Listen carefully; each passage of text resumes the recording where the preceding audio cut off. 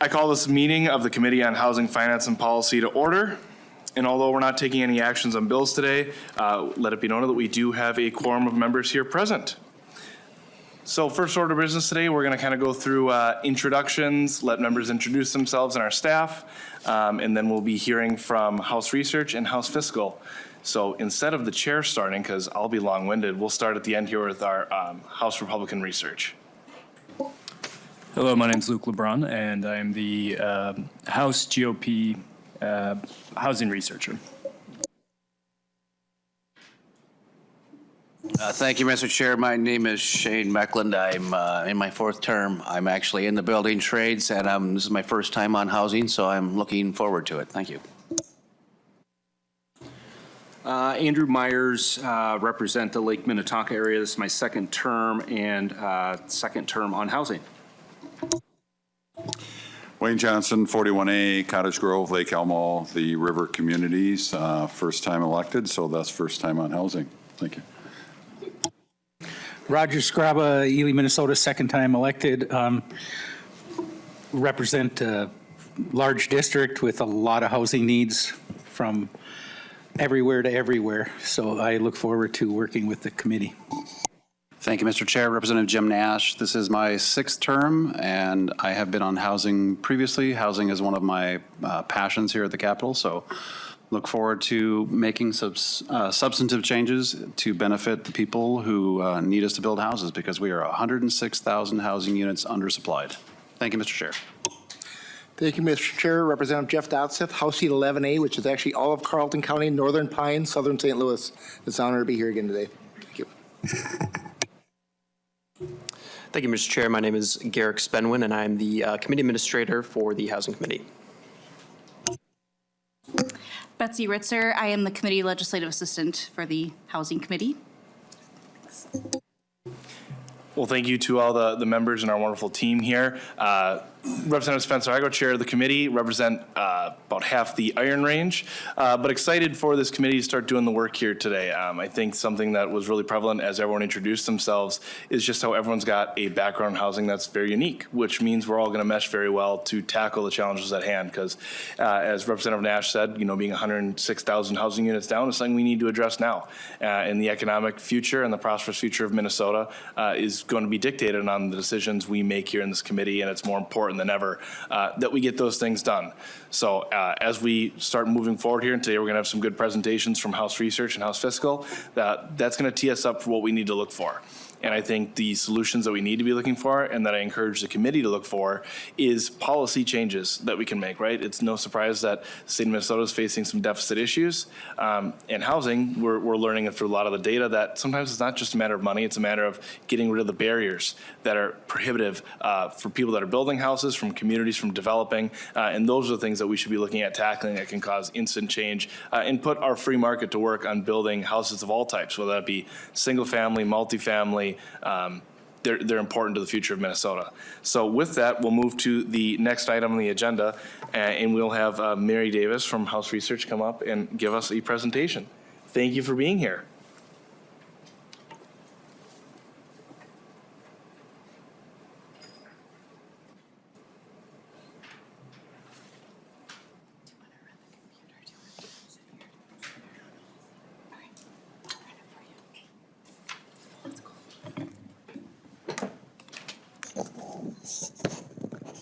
Chair and members, I'm Mary Davis from the House Research Department. We are the nonpartisan office that staffs committees and helps draft bills and amendments. And I work on housing policy, including real estate and landlord-tenant law. Justin Cope is the other House Research analyst who also staffs this committee. And he does the housing finance portion. He couldn't be here today, but he'll normally be in committee and joining you. And I'll turn it over to our fiscal analyst. Mr. Chair and members, I'm Katrina Highmark. I am the House Fiscal Analyst for this committee. House Fiscal, we are nonpartisan. group that also provides confidential services for members of the House of Representatives. Our primary responsibilities include staffing finance committees, tracking legislative budget decisions, providing analyses of proposed and enacted budgets, and serving as resources on fiscal policy. Turn it back to my colleague, Mary. Chair and members, Mary Davis again. So I'm going to discuss some of the topics you might hear about in a housing committee. So there's a lot of state laws that touch on the issue of housing.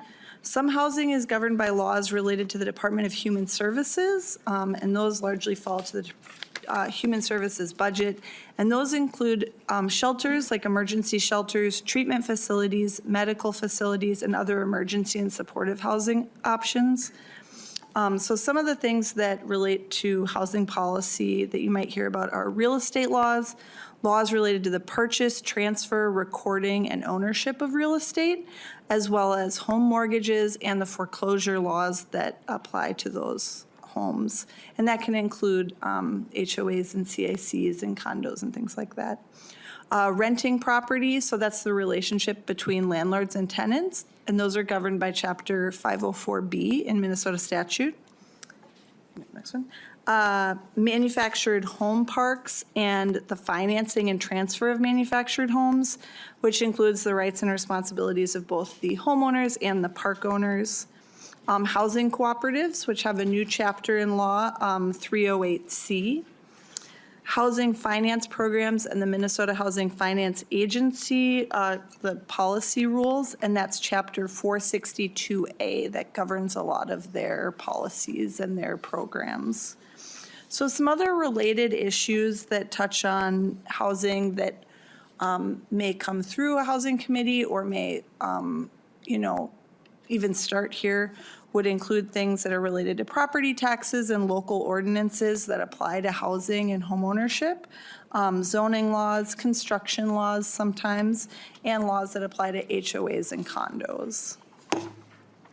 So now I'm going to talk a little bit about some stuff that is actually in Justin's area, Justin Cope, our other House research analyst, and that's laws related to financing housing in Minnesota.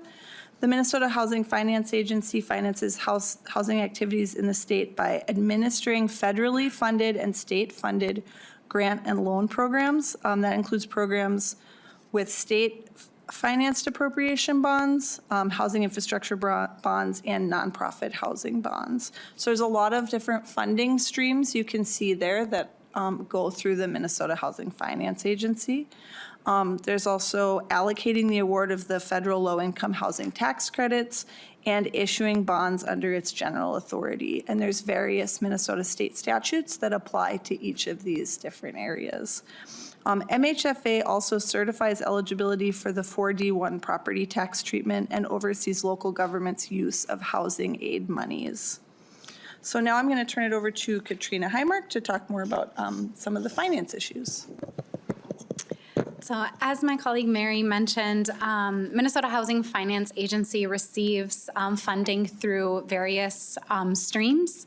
We have the federal streams. We have some of the streams of funding through the banking activities that MHFA engages in. And then, of course, there are legislative appropriations. And so in this presentation, I'll be focusing on a high-level overview of the legislative appropriations in the 5 principal program areas outlined by MHFA. These program areas are development and redevelopment, housing stability, homeownership assistance, preservation, and resident and organization support, also known as capacity building. If you'd like any additional information regarding programs, I would also be happy to share some of that information at a later date, but this is going to be more or less a high-level overview. I want to first talk about some of the historic finance appropriations here at the legislature for MHFA. Historically, MHFA has received legislative appropriations around $120 million a biennium, with the exception of fiscal year 24-25, when the agency received approximately $1 billion in appropriations. looking at the current appropriations for Minnesota Housing Finance Agency, in 2024, the agency received $814 million in appropriations. They are expected to receive $299.4 million in fiscal year 2025. And then for fiscal year 26 and ongoing, those appropriations are at $82.8 million. This is highlighting that much of the legislative appropriations in the 2004 and 2005 fiscal years was one-time in nature, and the agency is returning to a more typical biennial base budget of about $160 million starting in fiscal year 26 and 27. So on these slides going forward, I'm going to talk just briefly about the different budget programs that exist within MHFA. Katrina? Yes. Sorry, one excuse me. second. We had one question. I just wanted to Yes. butt in before you delve into another Please. topic. Yeah, thank you. Representative Nash. Thank you, Mr. Chair. And since you just mentioned it, I wanted to, it was on the tip of my head. So the historic amount that was appropriated last year, how much of that has yet to be spent in the various forms that it was let out at? And what is the time frame within which it can be spent? And then if not spent, when will that be returned to the general fund? Mr. Chair and Representative Nash, thank you for the question. I will have to say that it's probably the agency who can best respond in terms of how those appropriations have been spent in those programs. In terms of funding for MHFA, to your second point, to your second question, those funds are transferred to the Minnesota Housing Finance Agency, and since they're transferred out of the general fund, they are allowed to expend those funds. They're not going to be returned to the general fund if they're not spent. Representative Nash. Thank you, Mr. Chair. As a follow-up, so if that's, the transfer is made, and if it was not spent on what it was initially intended, they can repurpose that to whatever they may feel that they need to repurpose it for? Is that correct? Representative Nash, I do not believe that the agency can necessarily repurpose those funds. I believe that those are outlined when they receive those funds, where they're supposed to spend them, where they're to be allocated. But they are not necessarily, it's not that the appropriation will cancel within 2 years and come back to the general fund. They're given extended time frame to expend that. Okay. Mr. Chair, thank you. Maybe we can make a note to follow up on the other parts of the request, since you only handled part of it. And I get it, but would love to be able to get to the bottom of that, because it was a record amount of money that was spent, $1 billion. I feel like I should be like Dr. Evil, but it's a lot of money, and I think that Minnesota taxpayers would like to know that it's been handled appropriately. So thank you, Mr. Chair. Thank you, Representative Nash, and thank you for the pop culture reference. Back to your presentation. Thank you. Mr. Chair, and again, Representative Nash, I do have a request into the agency. I just haven't received the information back yet on that. And so as soon as I am able to get that information, I will be sharing that with the committee and as members. You're welcome. So to turn back to the program budget area of development and redevelopment. This is a program area that finances the development, redevelopment, rehabilitation, and improvements of new and existing rental and single-family housing. The annual legislative base for this program for fiscal 26 and 27 is $32.4 million. And this is something I'm going to be doing with each of these budget programs. I'm also going to highlight the one-time spending. So you can see the one-time spending for this program in the previous biennium was $457.2 million. So you can see it's quite a difference in appropriation levels. Going on within the development and redevelopment budget program, there are specific programs. And so the first that I want to talk about is the Greater Minnesota Workforce Housing Development Program. The previous biennium base was $39 million. The current base is $4 million. You can also see a similar change for the Manufactured Home Community Redevelopment Program, where the 2024-25 base was $17 million, and going forward, the 26 and 27 base is $2 million.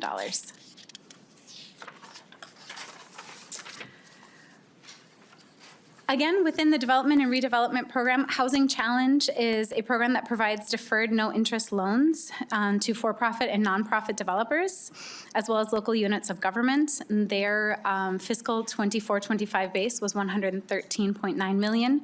Going forward, their base is $25.9 million. Workforce and Affordable Homeownership Program is a program that finances homeownership development grants for cities, tribal governments, nonprofits, cooperatives, and community land trusts for the development of workforce and affordable owner-occupied multifamily or single-family housing. And their 24-25 fiscal year, 24-25 base was $17.5 million, and their base going forward in fiscal 26 and 27 is $500,000. Moving to a different budget program, housing stability. The annual legislative appropriations for this budget area for fiscal 26 and 27 is $106 million, with one-time spending increased for this program in the previous biennium to $169.2 million.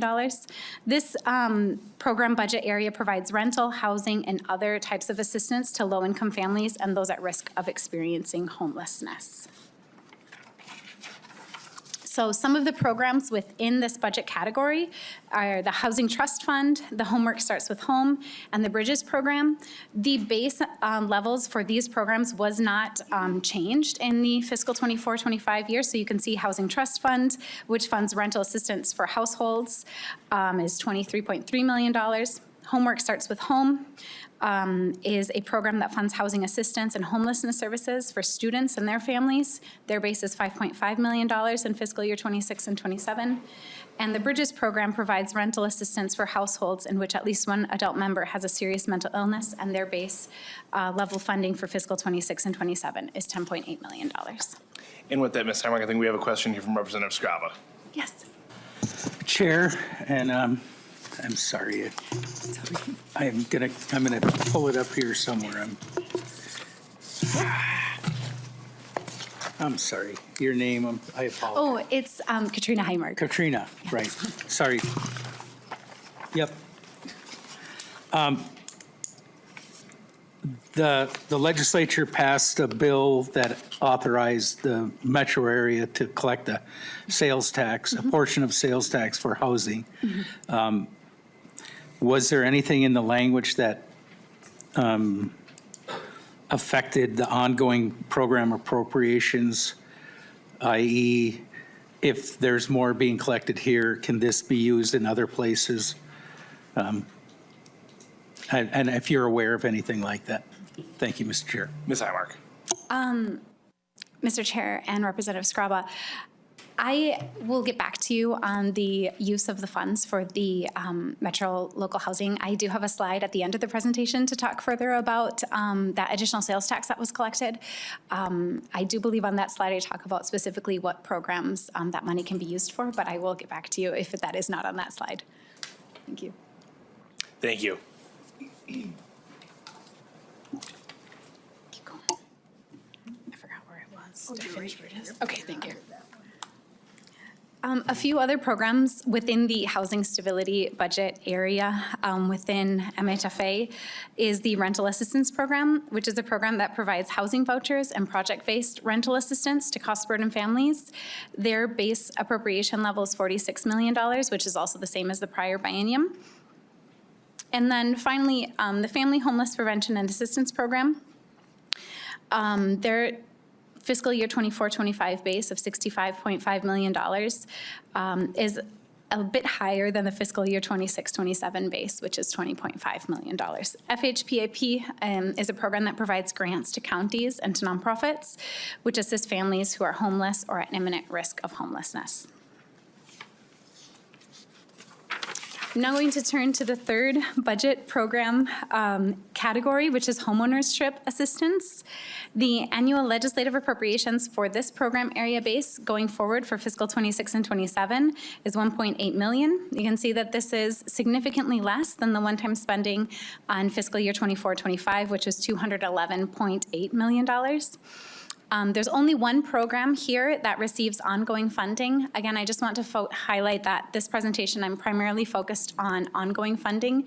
There are several programs that were one-time funding that were within the purview of the homeownership assistance. I do want to highlight there is a spreadsheet within your packets, and you can see a lot of these one-time funding programs within that fiscal year 24-25 column. When they don't repeat into fiscal year 26, 27, or beyond, those are those one-time spending programs. Again, I'm doing a high-level overview of ongoing appropriations. I'd be happy to talk about those one-time programs in a different presentation, if that is the interest of the committee. Homeownership assistance is a program budget area that seeks to start low and moderate income families and households onto the path of homeownership. And this homeownership assistance fund provides assistance to first-time home buyers to use towards down payment and closing costs. You can see that in the fiscal 24-25 base was $51.7 million, nearly $50 million higher than the current biennial base. Moving on to the fourth budget program, preservation. The annual legislative appropriations in the current biennium for the preservation program is $21.5 million. One-time spending that was enacted for this program in fiscal years 24 and 25 was $146 million. Preservation is a budget program area that seeks to preserve the existing stock of affordable housing through approaches such as funding rehabilitation, repair, and the stabilization of rental housing. There were several programs that had one-time spending in fiscal year 24 and 25, but I will be again focusing on those ongoing appropriations. These ongoing appropriations for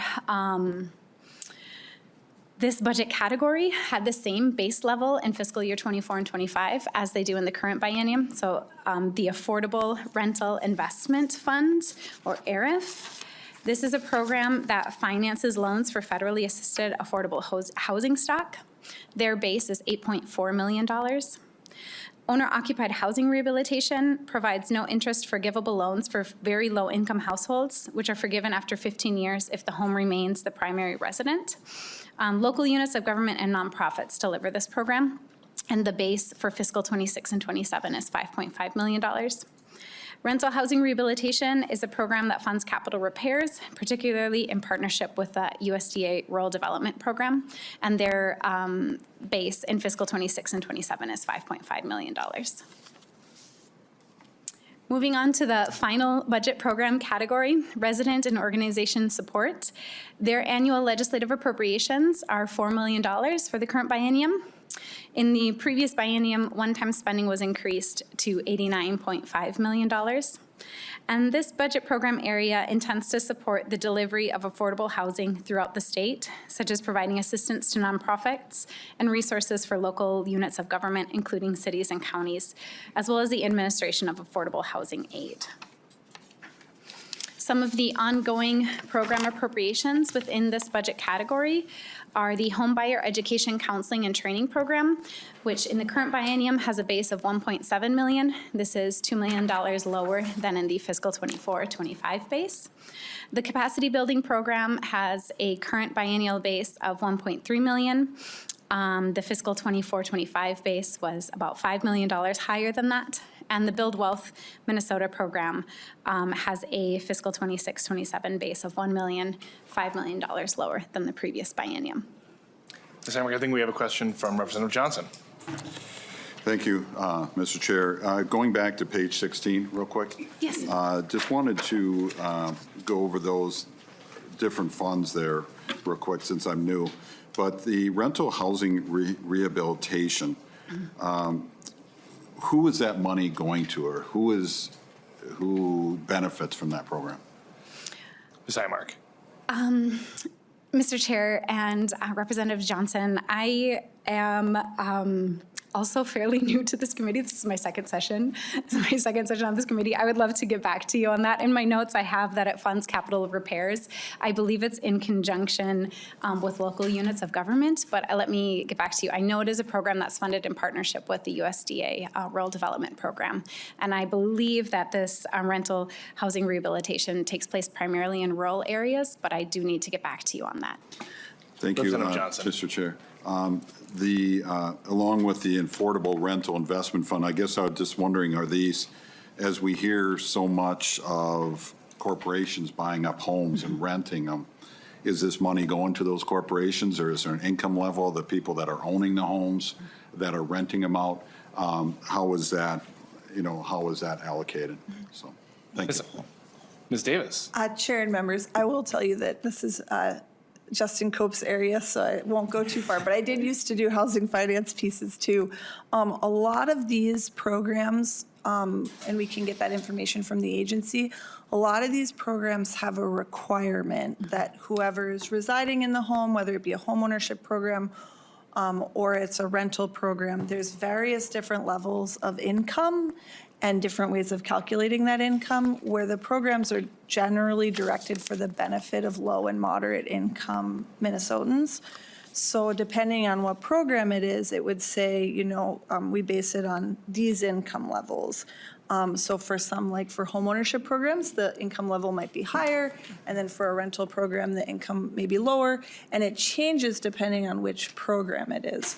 So I just want to give you that there isn't like a one-size-fits-all for each program. It tends to change. So in some of these programs, it's likely that there is a certain percentage of the renters that would have to be at or below a certain income level. And that's kind of across the board for most MHFA programs. But there's, that's real high level, and we can get you a little more detail on that. So, Representative Mr. Chair, so income level of the renter, not the landlord? Chair and members, usually yes. Yes, usually the Okay, they're home individual. providers. So, okay. Representative Johnson, any follow-up? No, I'm good, thank you. Vice Chair Dotseth. Thank you, Chair. Testifier, thank you so much for testifying today. Question I've got, I've seen some significant changes on page 8 and 15 in regards to the redevelopment as well as the preservation. Do we have a better schematic that actually shows the appropriations of where those monies were dispersed and how much of that money was utilized? Ms. Highmark. Mr. Chair and Representative Dotseth, this is a request that I've put into the agency. I am waiting for some information back on the expenditures that they've made in terms of the programs that were financed in the previous biennium. It's not information that I've been able to receive so far. I would love to communicate that information once I have it. I do want to, Mr. Chair, if that's all right, go back to Representative Johnson's question about the affordable rental investment, but I want to make sure that I've answered Representative Dotseth's question. Vice Chair Dotseth, any follow-up? That'd be fine. Just look forward to your report. Thank you. Welcome. Representative Johnson, the Affordable Rental Investment Fund, I'm taking this from the budget pages that were as it talks about the governor's budget, which I will also mention briefly at the end of my presentation. The information here provided by MHFA talks about the Affordable Rental Investment Fund as financing loans for federally assisted affordable housing stock. And so I believe that that program is specifically housing stock that is federally subsidized, right, or federally managed. And so to your question, I don't think that that would be an instance in which we would have a for-profit developer purchasing. I believe those funds are specifically for federally assisted affordable housing. In terms of the rental rehabilitation, I will get back to you on who could potentially be like the owner in some of those rental properties, but it does talk about partnership with USDA Rural Development. Okay, thank you. Thank you, Ms. Highmark. Any follow-up, Representative Johnson? No, I'm good, thank you. All right, Representative Scraba. Thank you. You kind of answered a little bit there because my question was going to be, does the homeowner get the money or does the owner of the building? But it did trigger another thought. Sorry, Mr. Chair. So the dollars that USDA, does ours match theirs or do theirs match ours? I believe that there is a match. Again, this might be a question that I will get back to you on. What I mean is if we have only 5.5, if we put 10, does USDA put 10? Okay. I don't know the Yes, answer Mark. to that question. fine. I Mr. Chair, members, I You don't can know blame the answer. Representative Scraba. That's, I'm going down the rabbit hole really fast here, and I apologize, so. No, And maybe someday they'll be here, and we'll be able to talk to USDA too, so I appreciate your time. Thank you. Thanks. Mr. Chair, members, again, happy to provide that information. I've got a note to myself. I do know that there is a partnership. I just don't know what the conditions of that partnership are. Yeah. All right, where was I? On to Rental housing regulation. Metro sales. Yes, okay. All right, so the second to last slide that I have, I want to talk briefly about additional funding sources for Minnesota Housing Finance Agency. This is a non-general fund source. So previously, when I was talking about legislative appropriations, I was talking about general fund monies that would be appropriated to Minnesota Housing Finance. The Metro Sales Tax is a funding source that MHFA receives 25% of the 0.25% metropolitan sales tax that was enacted in the 2023 legislative session. The funds were that were deposited into the Housing Assistance Fund from the Metro Sales Tax were $26.6 million in fiscal 2024. This only reflects 5 months of sales tax collections, and these funds are expected to increase. So in fiscal year 2025, we're expecting $41.9 million to be deposited into the Housing Assistance Fund from these sales tax receipts, and this number is expected to increase up to $45.1 million in fiscal year 2027. And I think we have a question from Representative Nash. Thank you, Mr. Chair. I guess the question that I have for you, Ms. Highmark, is what is the requirement of reporting back to the legislature on the expenditure of those funds, the collection of those funds, the oversight of those funds? Because when that was passed out of committee, it was a little gauzy at best as to what the agency is going to be required to get back to us from a reporting structure. In the interim, have you gotten direction? Have you seen clarification? Has that been done in rulemaking, or where has that been done? Ms. Highmark.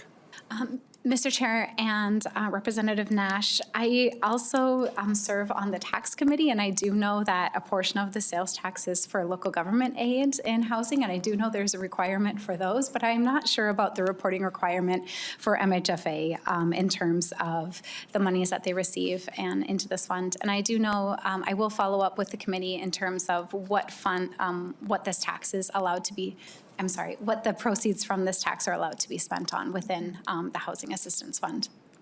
Representative Nash. Thank you, Mr. Chair. Well, yeah, I think when you look at the 27 numbers, when we go out 2 years, I mean, 45.1 million, that's eye-popping. I mean, in 5 months alone, it's generated $26 million.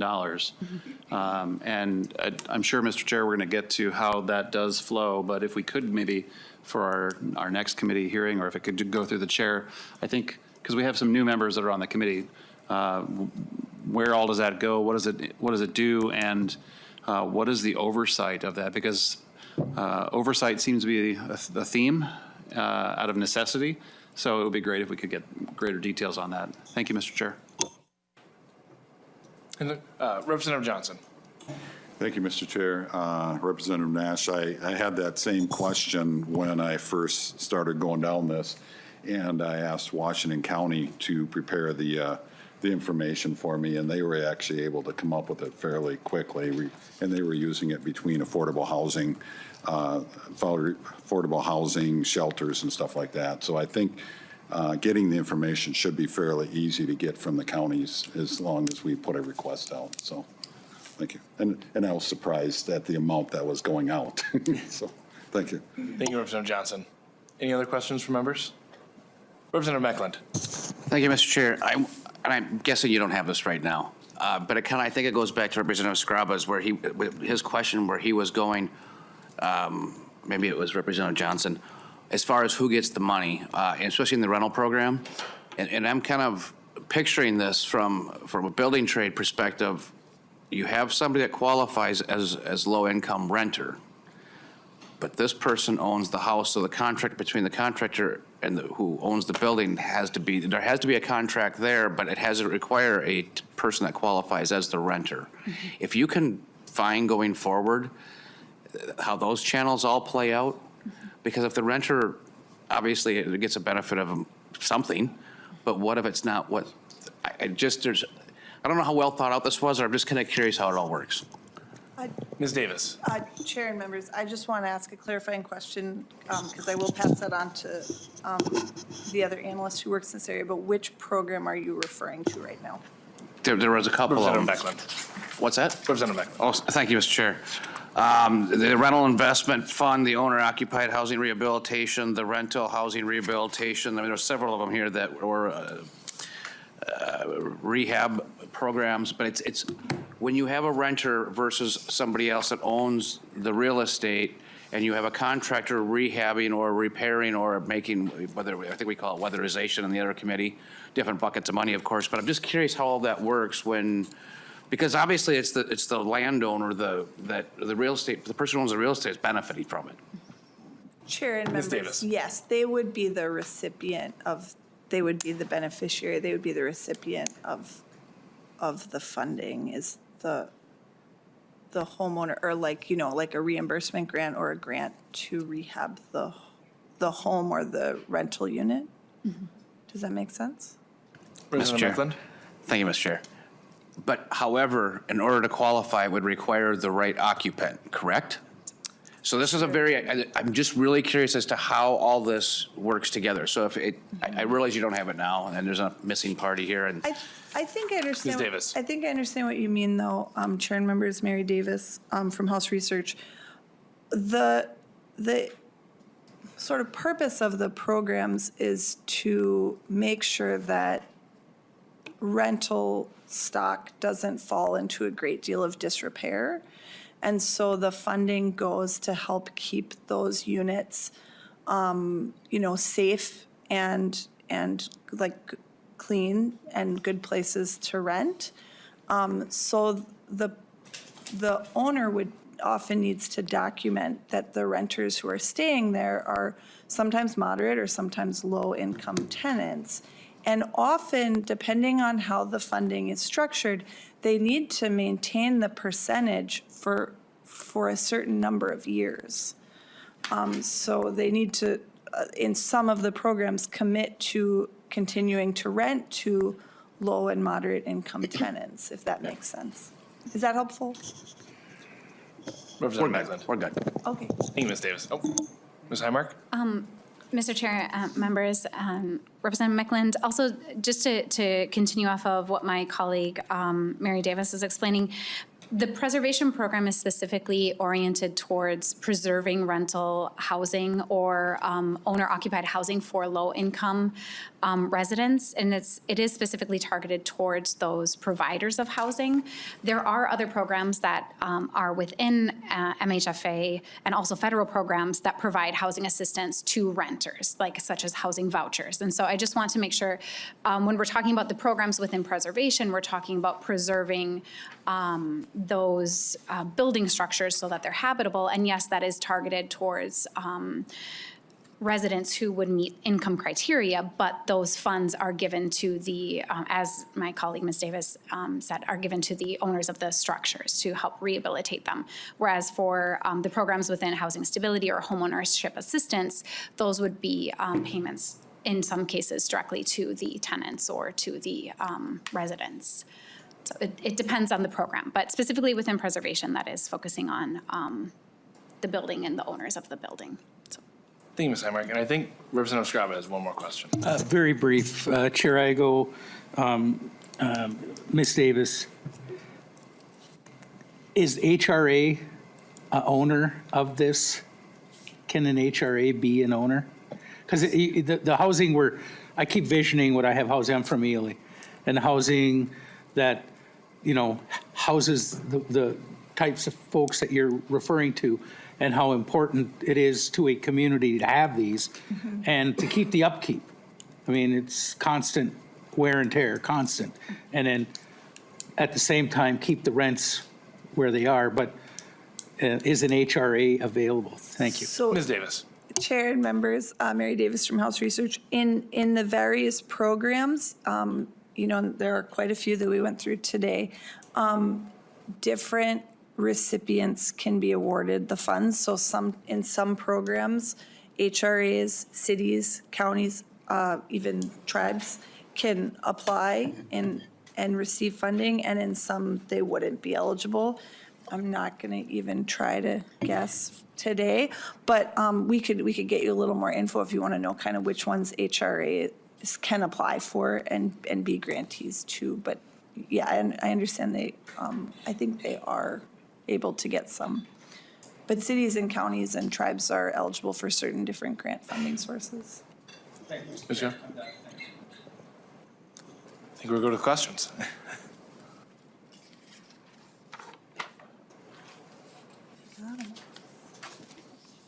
Is there any more? I think we're on the last page of, is there any more you want to follow up on?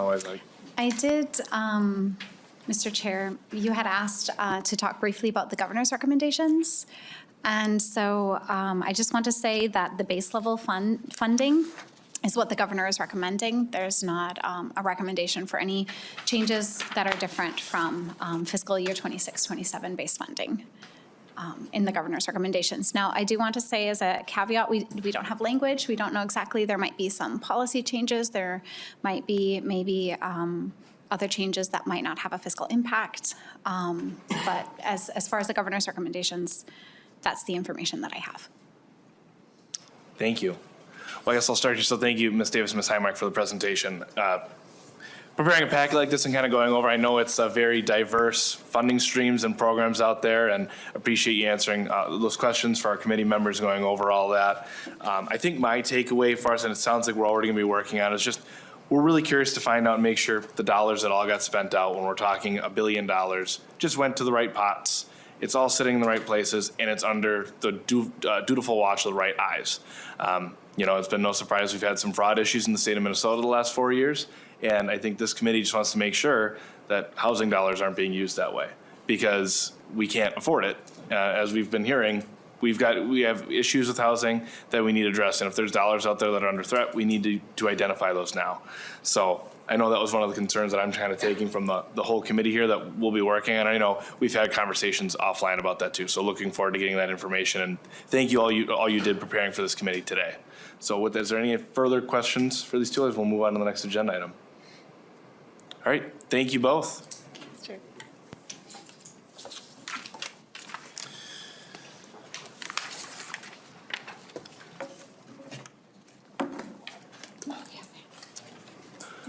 All right, so moving on to the next agenda item. Everyone in their packets should have a copy of the committee rules and procedures for this committee. Please spend some time reviewing them. If you have any questions or anything, we can talk about them at our next meeting. But otherwise, again, just looking forward to the work ahead. I guess I'll open up. Is there any questions or comments from any committee members before we kind of start wrapping things up? Representative Scraba. Thank you, Mr. Chair. So the stuff with the line under, that's new, or is that old? Because I agree wholeheartedly with that. There's a lot of people, weather, timing, everything. Zoom is okay if we can. That'd be correct, Representative Thank Scraba. you. Thank you for including that. Any other questions or comments? Well, again, looking forward to working with all of you. Again, we'll be focusing on how we can create a stable housing environment in the state of Minnesota that's affordable and has diverse options for its people, so we can have housing be the economic driver for a prosperous Minnesota. So with that, we are adjourned, and we'll see you next time.